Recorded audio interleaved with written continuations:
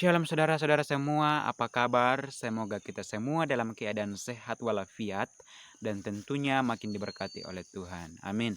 Nah, mungkin pada video part 5 dari administrasi gereja baru, di sini saya menggunakan sarung karena dingin sekali. Kebetulan saya rekam videonya di pagi hari, jadi di masa lagi dingin apalagi daerah tinggi ya, daerah tinggi dan lagi musim hujan jadi sangat dingin.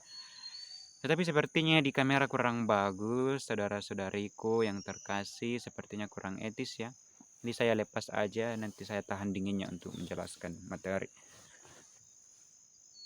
Oke, nah pada kesempatan kali ini saya akan menjelaskan dimensi yang kelima dari administrasi gereja baru, yaitu dimensi ekologi administrasi gereja. Nah, ekologi ada dua kata penting. eh, jadi ekologi itu berasal dari dua kata ya, yaitu oikos. Yang pertama itu oikos yang artinya tempat hidup atau rumah, bisa juga diartikan rumah. Kemudian logos, logos ya. Logos artinya ilmu. Jadi secara harfiah ekologi diartikan sebagai ilmu yang mempelajari organisme dalam tempat hidupnya. Atau dengan kata lain, nah ini pengertian yang paling saya suka. Ekologi itu diartikan sebagai ilmu yang mempelajari hubungan timbal balik antara organisme dengan lingkungannya. Nah, dalam administrasi gereja baru terdapat beberapa aspek yang akan kita bahas. Yang pertama ada domain kepemilikan gereja. Nah, domain kepemilikan gereja ini terdiri dari 4 bagian penting. Yang pertama adalah civil society. Nah, civil society ini artinya gereja hadir dalam masyarakat sipil, dan tentunya masyarakat sipil sangat berperan penting dalam gereja. Ketika masyarakat sipil bergabung di dalam gereja, nah tentu itu sangat sangat membangun jemaat. Kemudian yang kedua yaitu government. Nah, government artinya di sini bahwa gereja berkembang di dalam masyarakat sipil dan berhubungan langsung dengan pemerintah. Nah, kemudian yang ketiga yaitu corporate. Corporate di sini artinya gereja terus mengembangkan, terus memajukan potensi-potensi warga jemaat agar gereja itu semakin berkembang. Kemudian yang keempat yaitu global networking. Nah, di sini artinya pada saat sekarang ini, pada kemajuan, bahkan sering dikatakan zaman 4.0. Di sini gereja dituntut untuk melihat perkembangan zaman dan tentu bisa mengikuti, tetapi tetap memperhatikan nilai-nilai Kristiani.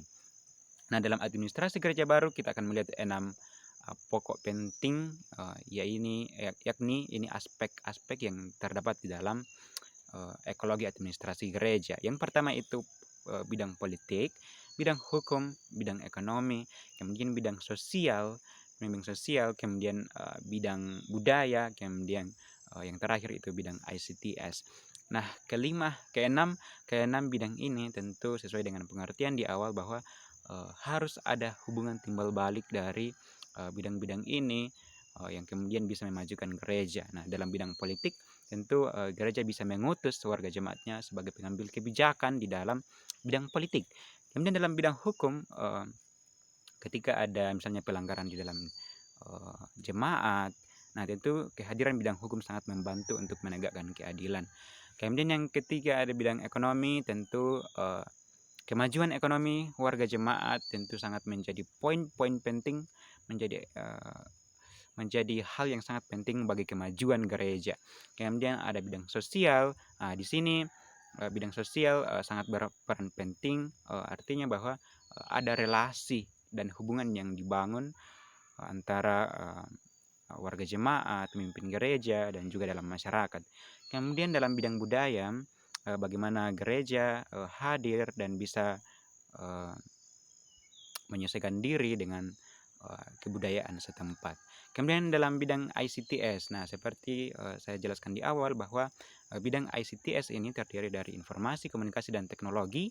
Ini sangat-sangat berperan penting bagi administrasi gereja baru, khususnya pada ekologi administrasi gereja.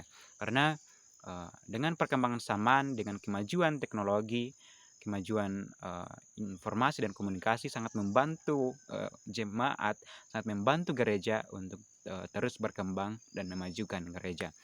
Kemudian selanjutnya ada paradigma ekologi gereja. Yang pertama itu ada paradigma terbuka. Nah, di sini paradigma terbuka artinya gereja menerima hal-hal baru. Kemudian yang kedua ada paradigma tertutup. Di sini artinya gereja menolak dengan perkembangan-perkembangan yang ada. Kemudian yang ketiga itu paradigma moderate. Artinya di sini gereja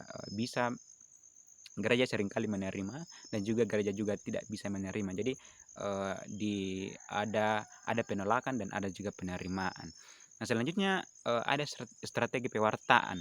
Nah, strategi pewartaan di sini ada 4, yaitu traditional church, artinya traditional church ini yaitu non internet, offline-nya.